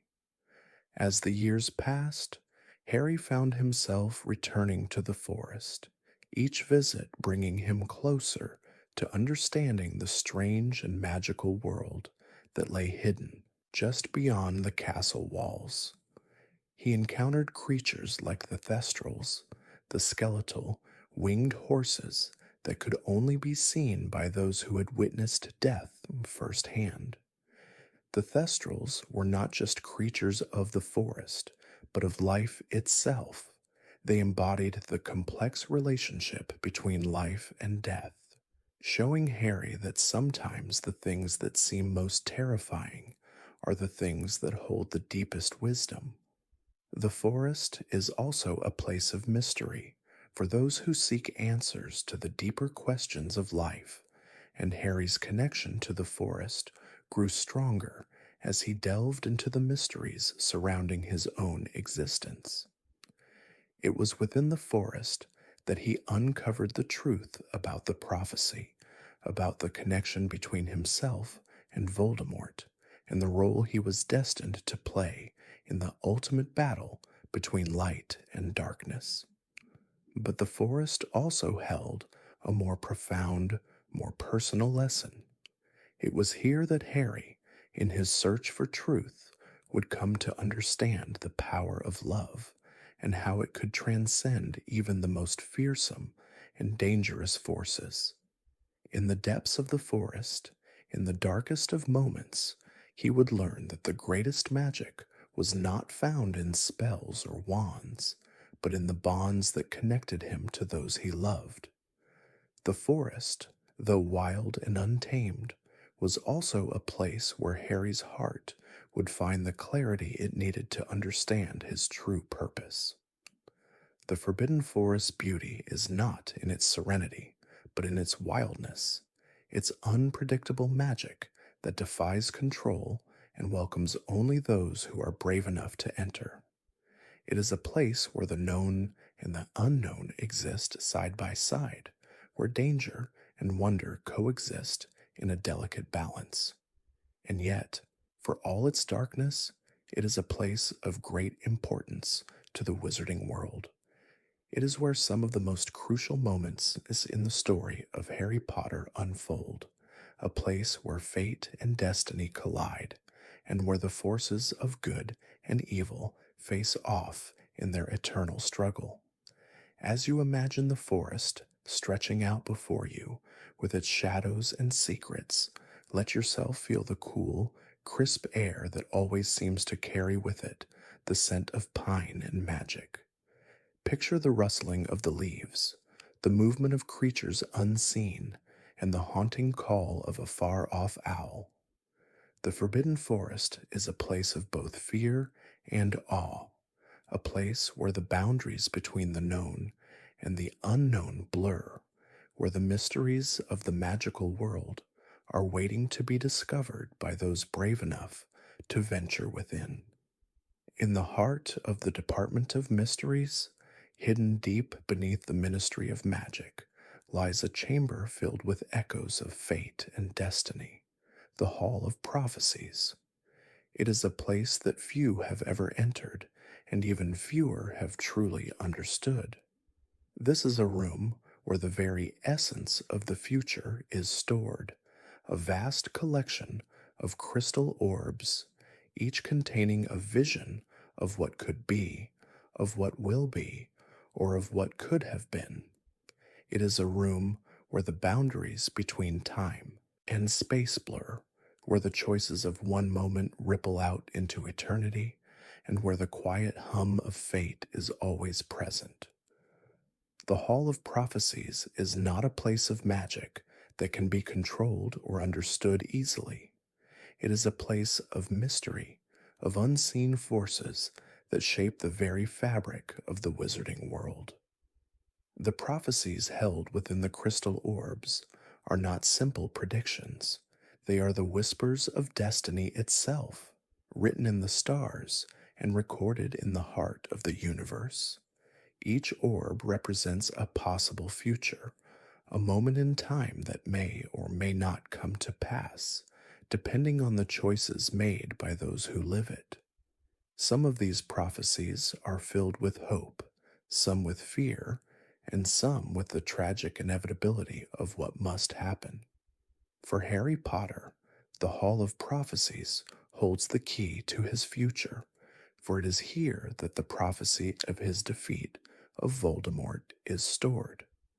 The prophecy, one that foretold that neither Harry nor Voldemort could live while the other survived, is the very essence of their connection, a bond forged by fate itself, one that neither can escape. The prophecy is a reminder of the inevitability of their struggle, the battle that has been written in the stars, and the heavy burden that Harry carries as the chosen one. But the Hall of Prophecies is not just a place of certainty, it is a place of choice. It is here that Harry learns that his future, while guided by the prophecy, is not entirely set in stone. There are moments in time when the future can be changed, when the choices of today can rewrite the destiny of tomorrow. It is in the Hall of Prophecies that Harry comes to understand that the battle against Voldemort is not just a matter of fate, but a matter of will. He learns that while he may have been marked by prophecy, he is not a prisoner of it. He still has the power to choose his path. But the hall is also a place of danger. The prophecies are not easily guarded, and there are those who would do anything to control them, to use them for their own purposes. As Harry and his friends venture into the Department of Mysteries, they are confronted by a series of challenges, not just physical obstacles, but the realization that the future is not something that can be easily grasped.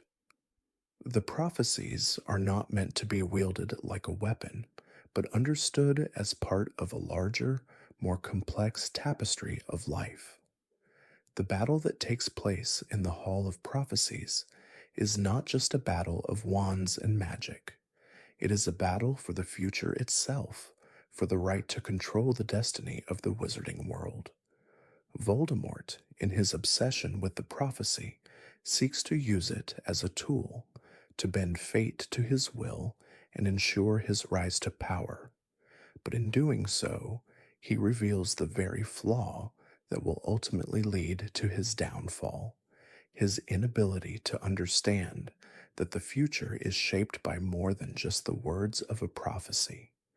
It is shaped by the choices of those who live it, by their hearts, their courage, and their willingness to fight for what is right. In the end, the Hall of Prophecies becomes a place of revelation, a place where the true meaning of destiny is understood. The prophecies are not absolute, they are not written in stone. They are simply glimpses into possible futures, reflections of the choices that lie before those who face them.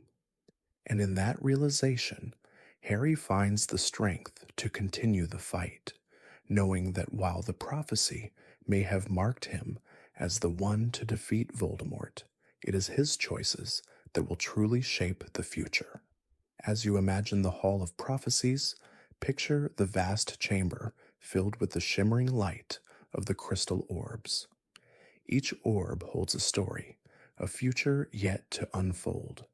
The air is thick with the weight of destiny, and the soft hum of magic fills the space, a reminder that the future is not as fixed as it seems. Feel the gravity of the prophecy that binds Harry and Voldemort, and yet feel the freedom that comes with knowing that the future can be changed. The Hall of Prophecies is not a place of predestination, but a place of possibility, a place where the future is shaped by those brave enough to challenge it.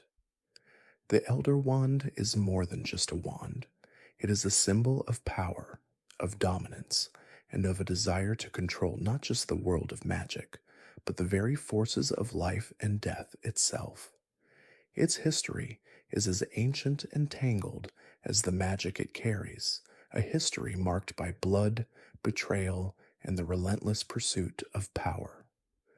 For those who sought it, the Elder Wand was not simply a tool, but a weapon that promised ultimate control over the forces of the wizarding world. Its origins are shrouded in myth, lost to time, but the tale that surrounds the Elder Wand is one that has echoed through the centuries. It is said to have been created by death itself, given to the eldest of the Peveril brothers, Antioch, who used it to become the most powerful wizard in history. With the Elder Wand in hand, Antioch sought to conquer all, believing that its power would grant him invincibility. But as with all who seek ultimate power, Antioch's life was marked by tragedy. His quest for domination led him to a bitter end, a death brought on not by magic, but by betrayal. The wand passed through the hands of many throughout history, each owner drawn to it for its promise of power, but each ultimately falling victim to the very desire that had led them to it. The wand's legacy is one of violence and betrayal, a cycle of bloodshed that repeats with each new master. Those who sought the wand did so with the belief that it would make them invincible, that it would ensure their reign. But in the end, it was the wand itself that determined its master, choosing those who were willing to sacrifice everything for the fleeting taste of power. When the Elder Wand eventually came into the hands of Lord Voldemort, it was not just a symbol of his ambition, it was a manifestation of his desire to control everything, to bend fate itself to his will. He believed that with the wand, he could conquer death, that it would grant him the ability to destroy Harry Potter once and for all. But what Voldemort failed to understand was that the Elder Wand was not a wand to be controlled. It was a force of nature, a weapon that could not be wielded without consequence. Voldemort's pursuit of the Elder Wand was the final chapter in its long, bloody legacy. His quest for the wand, and his belief that it would give him ultimate power, led him down a path of destruction. But in the end, the wand proved to be his downfall. For Harry Potter, who had never sought the wand for personal gain, ultimately became its true master. The wand did not choose Voldemort because of his power or his bloodline. It chose Harry because of his humility, his willingness to sacrifice, and his deep understanding of the true meaning of power. In the end, Harry Potter did not wield the Elder Wand to dominate, to control, or to conquer.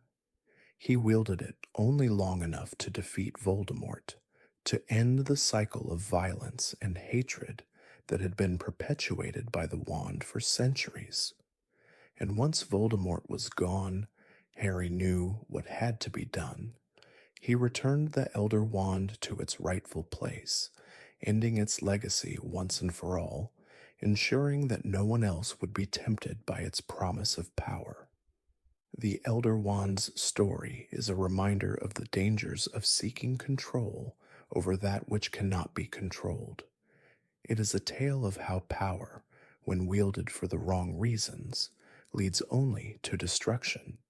But it is also a story of redemption, of how the true master of the wand was not the one who sought to use it for personal gain, but the one who understood that the greatest power lies not in domination, but in sacrifice and love.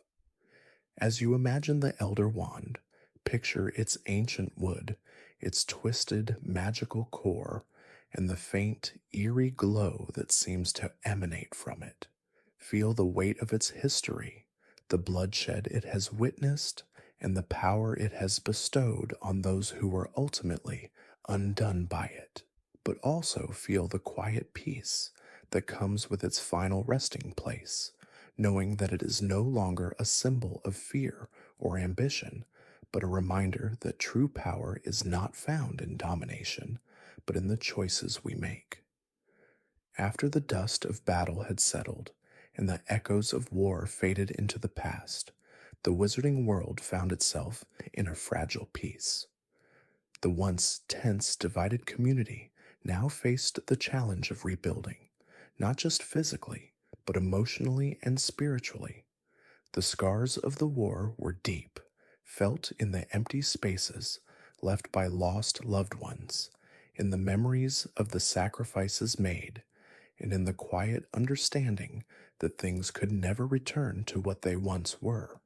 Yet there was also a sense of calm, of renewal. The triumph over Voldemort, though bittersweet, had paved the way for a world where hope could once again flourish.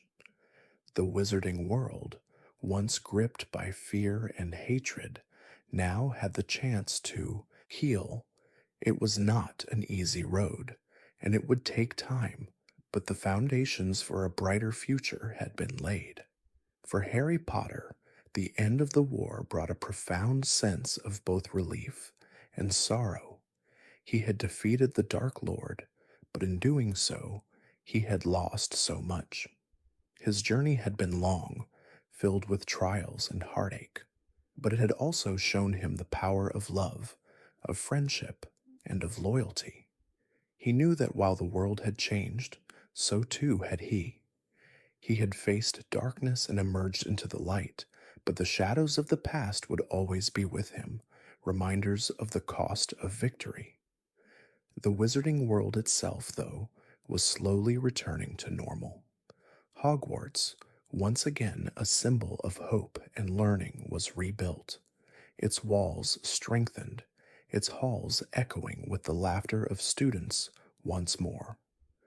The ghosts of the past still lingered, but the future was one of opportunity and possibility. New generations of witches and wizards would walk the same corridors that had seen so much history unfold, unaware of the battles that had been fought to ensure their safety, their freedom.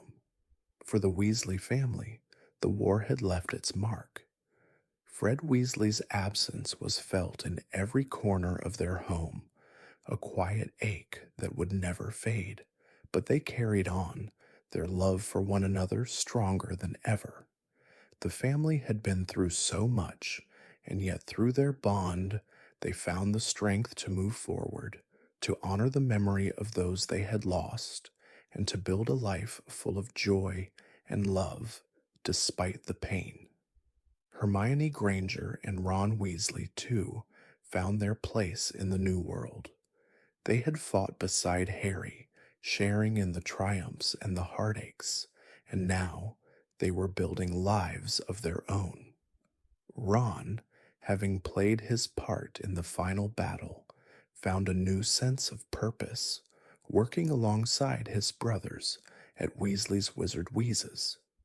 Hermione, ever the seeker of knowledge, continued to fight for justice, working at the Ministry of Magic to reform and heal the systems that had been fractured by years of division and fear.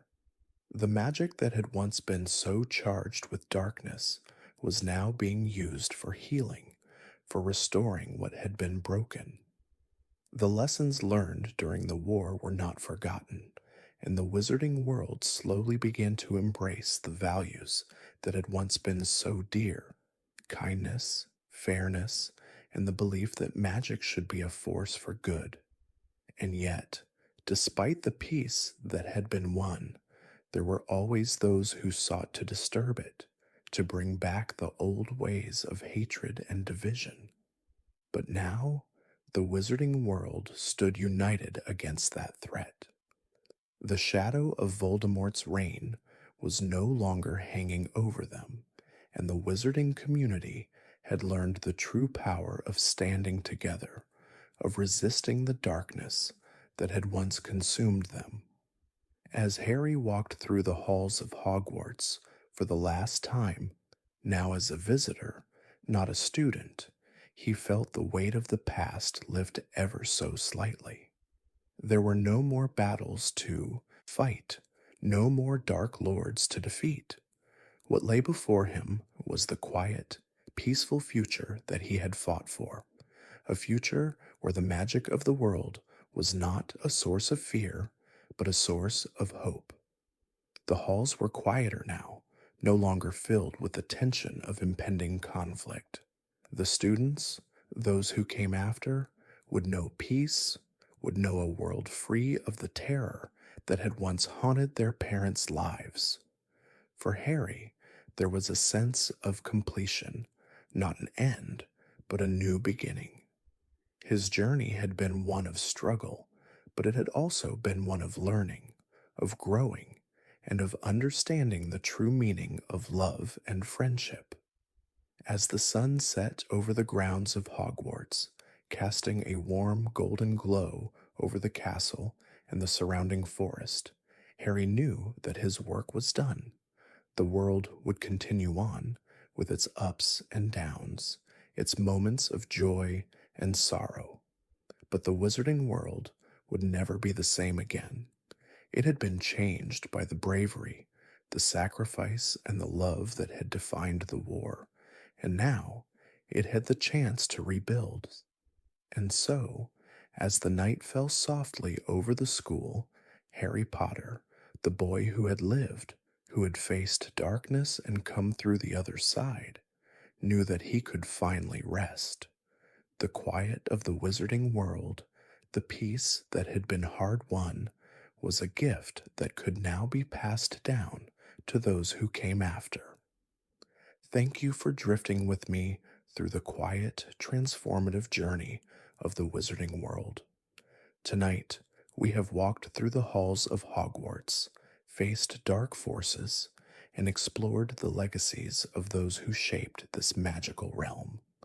Now, as the night deepens and the stars twinkle softly above, may your thoughts find peace, and may your heart settle into a gentle rest. May the magic of the world we've just explored fill your dreams with wonder. May the strength of friendship and love guide you through the hours ahead, and may you awaken to a world where hope and light always find a way. Good night, dear friends, and may your sleep be calm and your dreams full of the quiet magic that lingers in the air, just waiting to be discovered again.